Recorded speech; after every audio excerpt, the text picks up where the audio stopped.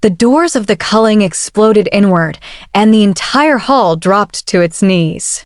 Wren didn't move. She couldn't.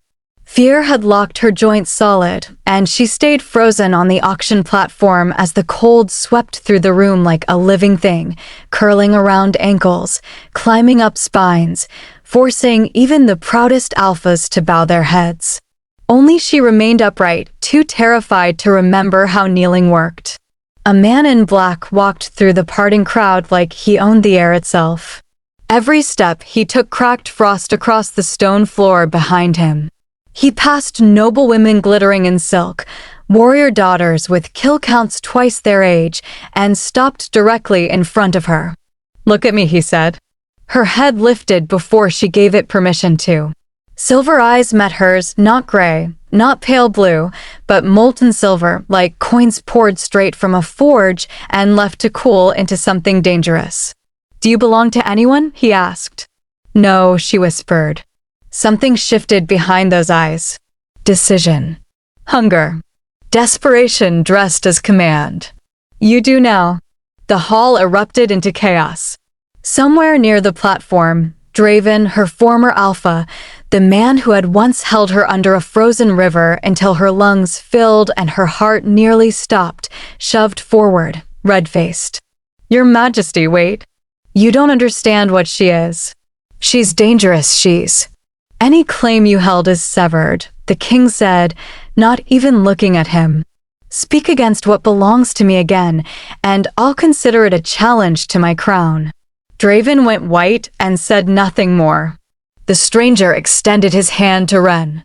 His skin was ice, actual ice, and when she flinched at the contact, something like shame flickered across his face before vanishing behind a mask of control. "You'll get used to it," he said quietly. She took his hand anyway.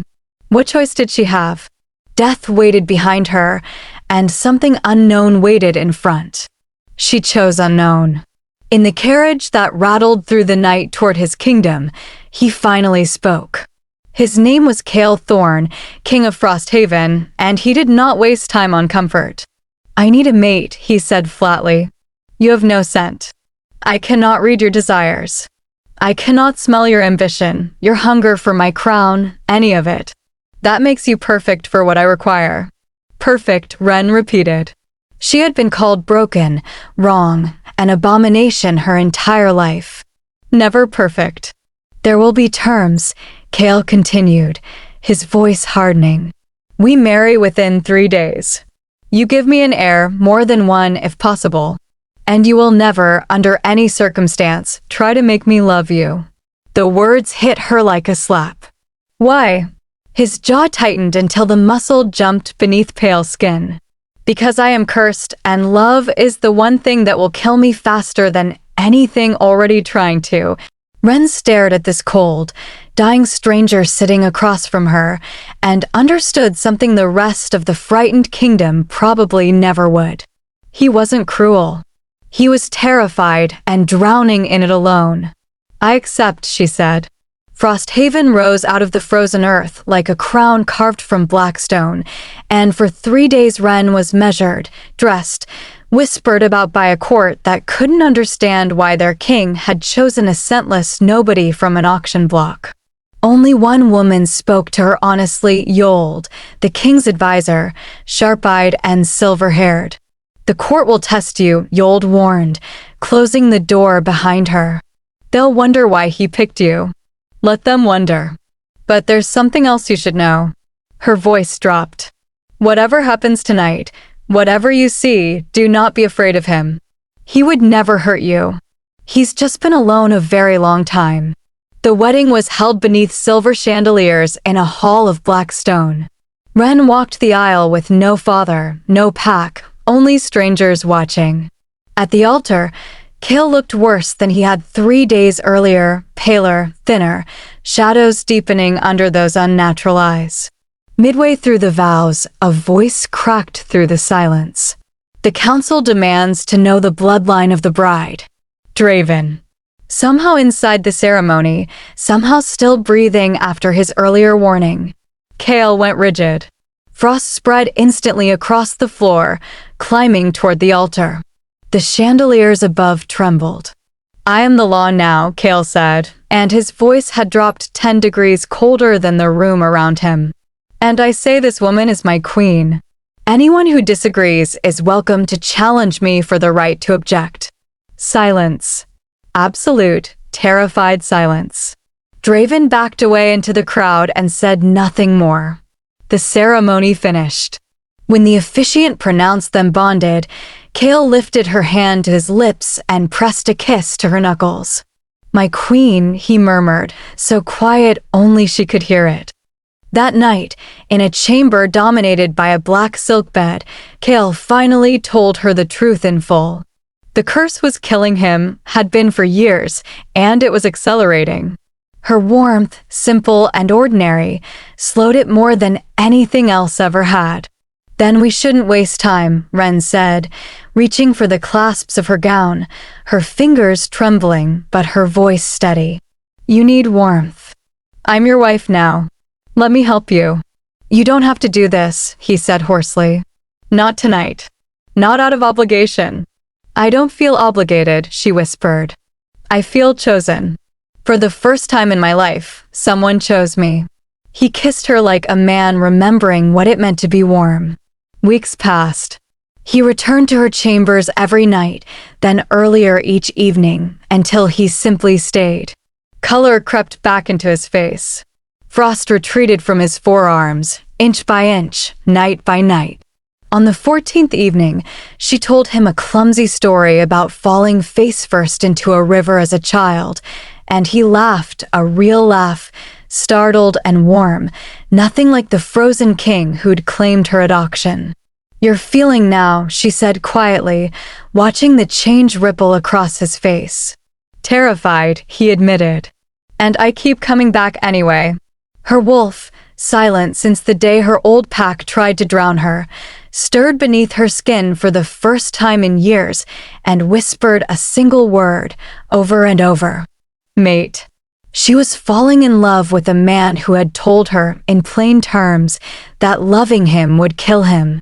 And she couldn't make herself stop.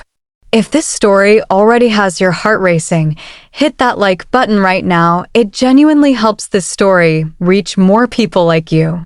And if you want to see how far Wren and Kael are willing to go to survive what's coming, make sure you're subscribed because this is only the beginning. 6 weeks later, the healer confirmed it. Wren stood alone in her chambers, one hand pressed flat against her stomach, the words still echoing in her skull. "You're carrying the royal heir." She should have felt joy. Instead, her hands shook because she understood exactly what this meant.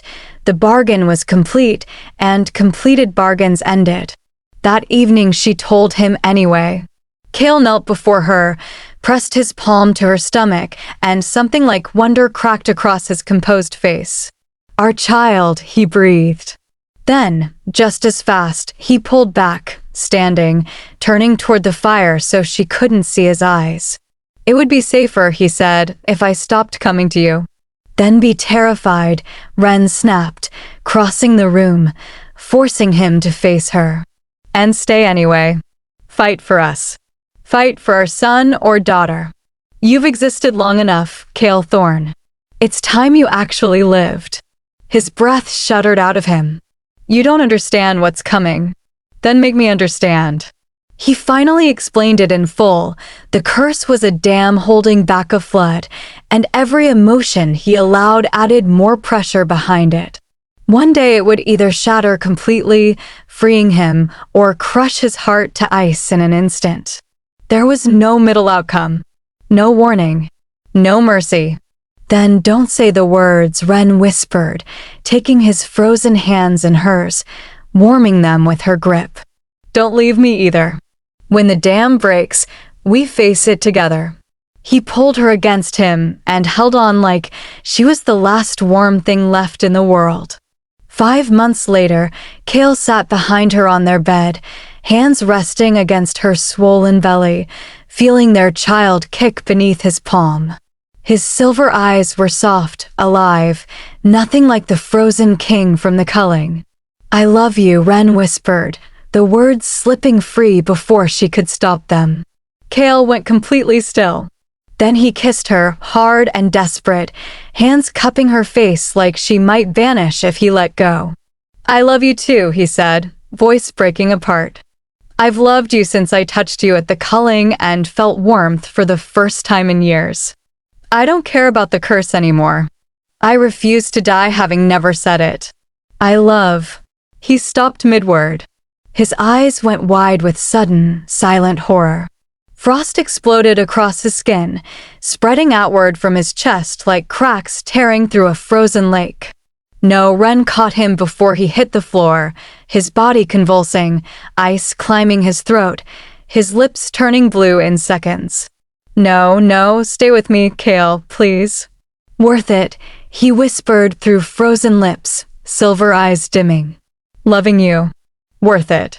His eyes closed. His body went still as stone. Wren screamed for help until guards burst through the door, but nothing they did mattered. 3 days passed with Kael frozen solid on their bed while healers whispered about succession, and Wren refused to leave his side. On the 4th day, Yold came to her, closing the door behind her with quiet finality. "There may be a way," she said, "but it requires you to accept what you truly are." "What do you mean?"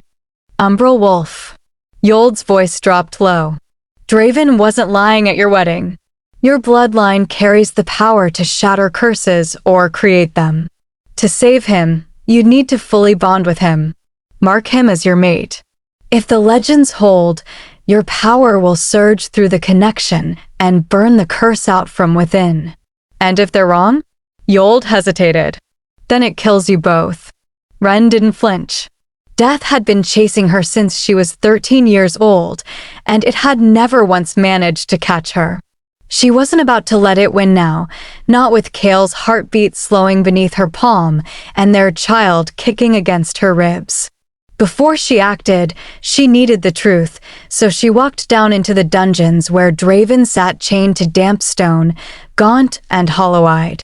"The little freak comes to gloat," he sneered. "I've come for the truth," Wren said, calm despite the fire building in her chest. He told her everything. Her mother had been an Umbral wolf who took her own life rather than face execution, and Draven had smelled the same darkness growing in Wren the moment she turned 13. He also told her who had cursed Kael in the first place, the Hollow Coven, which is paid by an enemy court to end his bloodline forever, the day he was crowned. "My power is awake now," Wren said, and walked away without looking back.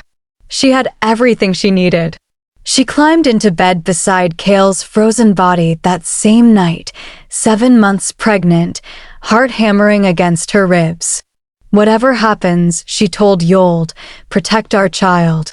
Tell them their parents fought until the very end." She pressed her mouth to his ice-cold neck. "I love you," she whispered against his skin, "and I claim you. No curse in this world is taking you from me." She bit down. Power tore through her like a lightning strike given a body ancient, primal, terrifying in its size. Through the newly completed bond, she felt his heartbeat, faint and struggling beneath the ice, and felt the curse itself coiled around it like a living parasite, feeding on everything he had ever dared to feel. "You don't get to have him," she thought, and poured every ounce of warmth left inside her into the connection. The curse fought back instantly, ice shooting through her own veins, frost crawling across her skin, cold beyond anything she'd ever survived. But Wren had been held under a frozen river as a child and lived. She had starved, hidden, run for years and lived. She reached past the pain to the source of her power and found it waiting, shadow fire, black flames that burned without heat, built to consume curses whole. She unleashed it. The flames raced down the bond and devoured the ice at its root. Frost shattered. The parasite screamed as it was burned out of existence syllable by syllable, until there was nothing left but silence. And then, warmth. Kael's eyes flew open, still silver, but alive now, blazing with feeling instead of frost. "Wren," he breathed. He kissed her before either of them could cry, and their child kicked between them like it was celebrating right along with its parents. Months later, their son was born with his father's silver eyes and his mother's warm spirit, untouched by any curse that had ever existed. The Hollow Coven was hunted down and destroyed. Draven was executed for his crimes against 2 crowns. And Umbral wolves, feared and hunted for centuries, were finally recognized across Frosthaven as protected, not persecuted. On a warm spring morning in the royal gardens, Kael held their sleeping son and looked at the woman who had once been unclaimed, unwanted, and worthless in the eyes of everyone but him. "I spent my whole life believing love would kill me," he said quietly. "Now I know it saved me." "We saved each other," Wren whispered. He kissed her, slow and full of promise. "Welcome home, my queen." She smiled against his lips. "I was home the moment you said my name." If this story kept you glued until the very last word, that's exactly why we tell them, so smash that like button, drop a comment telling us your favorite moment, and subscribe now so you never miss the next one. We'll see you in the next story.